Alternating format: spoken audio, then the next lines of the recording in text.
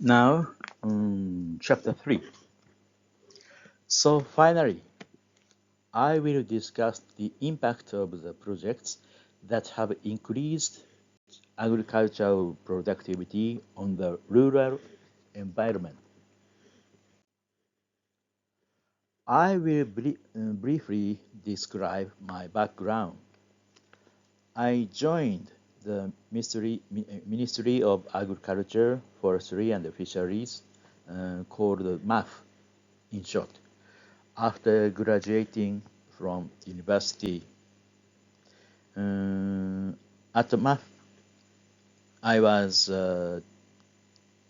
in charge of projects that include national projects and prefectural projects that I have guided.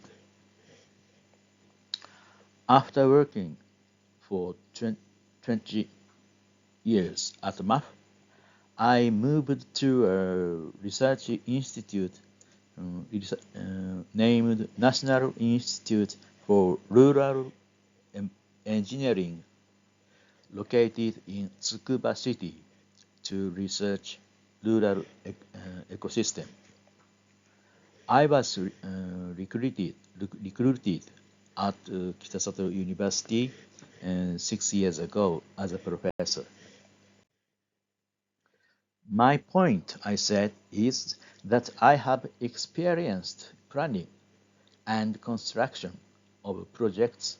In fact, not only investigation on the environmental influence that has caused by projects and education. I'm sure environmental education and educator development must be needed. This was obtained during my experience at MAF, which was a government organization and national project office. And I'm sure without environmental for civil education, rural environment in Japan must be destroyed in a very short era. I would like to share with you a saying: the stronger the light, the darker the shadow. Before and after the project, the environment of rural ecosystem, such as paddy fields and canals, must change significantly. I will explain this point using canals and paddy fields as example. First, changes in the canal environment are described in this table. Before the project, the canals were soil canals. The bottom of canal material, water depth, flow velocity, and coastal vegetation have a very great influence on the life and reproducing of fish and other aquatic animals. The substrate of the canal changes from soil to concrete. Concrete is unsuitable as a hiding space and spoiling ground for organisms. The depth of the change before the project is diverse. For example, immature fish life in shallow water and adult fish life in deep water. The flow velocity of agricultural water was slow before the project, but will be faster after the project. Concrete is resistant to erosion, so the flow velocity can be increased quickly. The faster the flow velocity, the smaller the cross-section area of the canal, and the more economical design can be. The plant communities that developed along the shoreline were important as hiding place uh, for fish and as spawning grounds. After the project, these communities will disappear, making it difficult to use them for fish reproduction. Concrete canals are obstacles for animals moving on land, and this is a very serious blow to animal populations.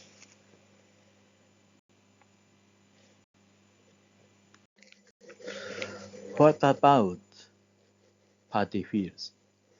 Let us consider soil moisture in non-irrigation season. Soil moisture is wet, including puddle before project. In post-project, soil is dry in non-irrigation seasons. Some kinds of frog spawn in puddles in non-irrigation season. Without puddles, these frogs cannot spawn.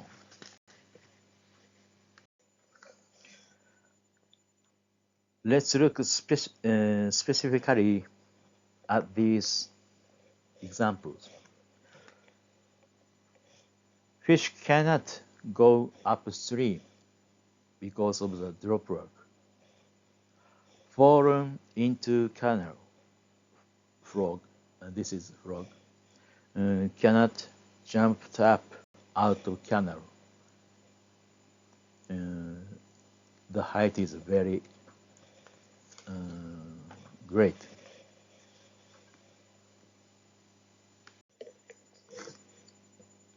Fish freely move between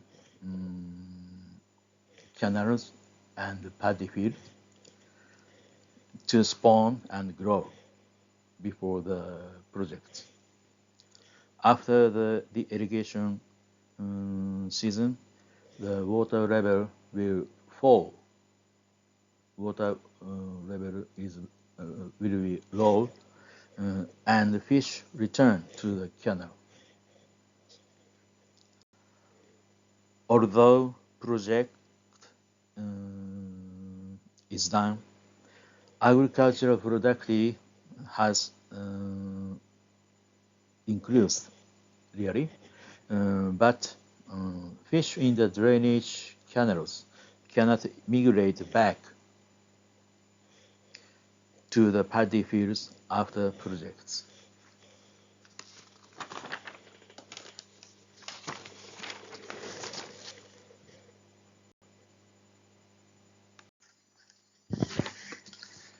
This figure summarizes some of the impacts of the projects on the ecosystem.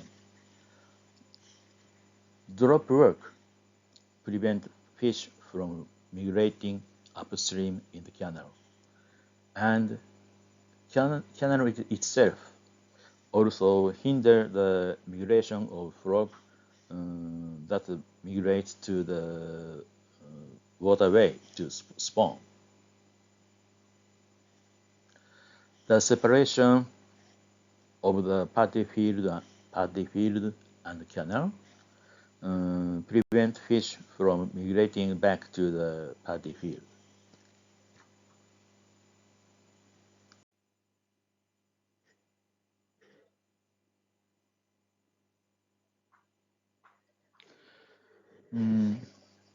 There is no doubt that the project is essential for increasing agricultural productivity.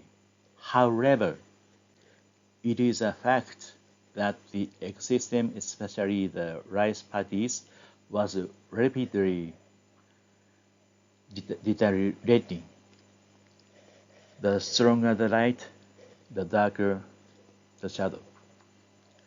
It is important to implement projects in an environmentally friendly manner.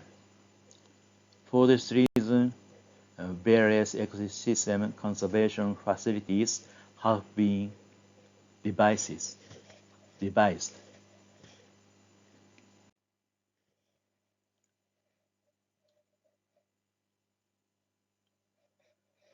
Fish living in drainage can use this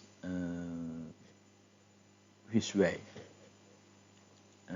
and able to spawn and grow. This paddy field fishway is very important facilities.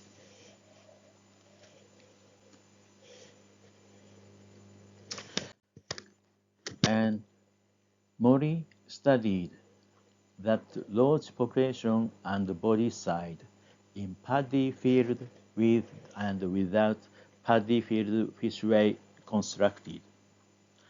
The population was very high in paddy field with paddy field fishway constructed. The lodge was considered to have spawned and grown in the paddy field using paddy field fishway because many of them were small in body size. The lodge inhabiting the rice paddy field without paddy fishway were thought to have entered the paddy field from an irrigation canal.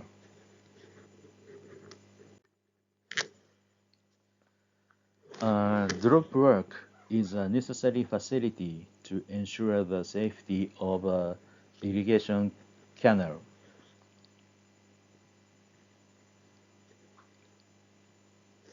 However, the water energy difference between the upstream and downstream flows becomes potential energy and velocity energy head prevent fish from upstream. Mori filled the drop work with concrete and sloped gently to vary the border, which slows the velocity of the current more and create puddles of water between stones, where fish can rest in large depth.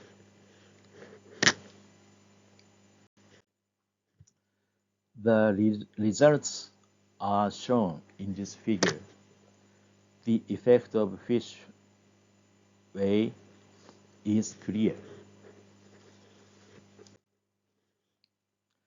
These are the main species that migrated up this fishway.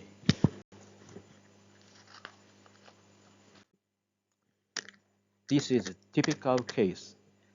It was built based on the idea that if a slope was added to the side wall of the canal,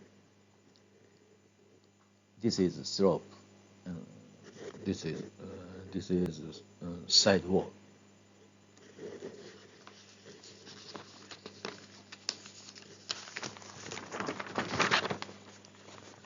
frogs that fell into the canal would be able to escape.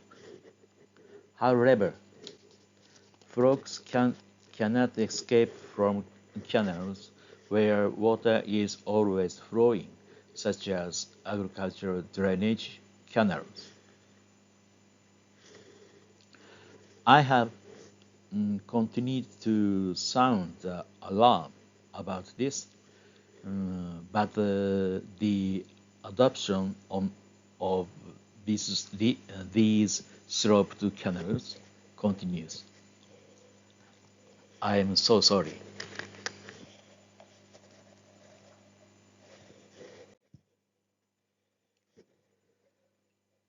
This was invented by Mori based on his observation that many frogs that fell into a canal had a tendency to struggle and try to grab onto the canal wall.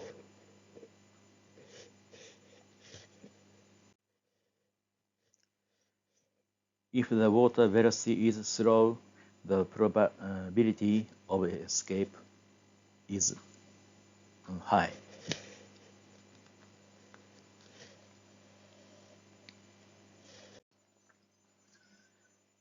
This is a two-stage drainage canal. The drainage includes the water runoff after farmland consolidation project, while the earth canal still left in place. Although the idea of the facility is novel, it is rarely adopted because of the high construction cost and the time required to dry out the paddy field due to the earth canals.